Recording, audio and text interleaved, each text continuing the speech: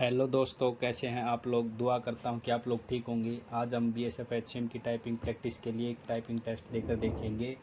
यह typing test हम typing magic app पर देंगे। तो चलिए अब हम अपने टेस्ट को स्टार्ट करते हैं।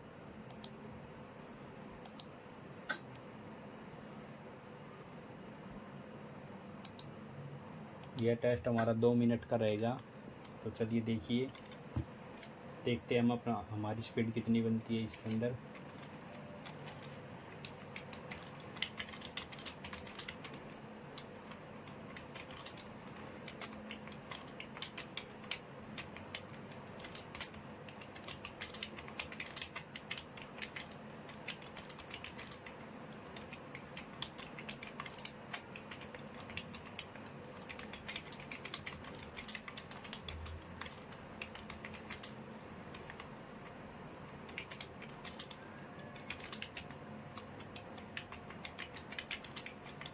तो दोस्तों, आप भी अगर टाइपिंग की प्रैक्टिस करना चाहते हो तो बहुत सी वेबसाइट हैं, उन पर अपनी टाइपिंग की तैयारी कर सकते हैं। और अगर आप अपनी टाइपिंग स्पीड बढ़ाना चाहते हैं तो इसके ऊपर मैंने एक वीडियो बनाई है, उसे आप देख सकते हैं और अपनी टाइपिंग को ग्रो कर सकते हैं।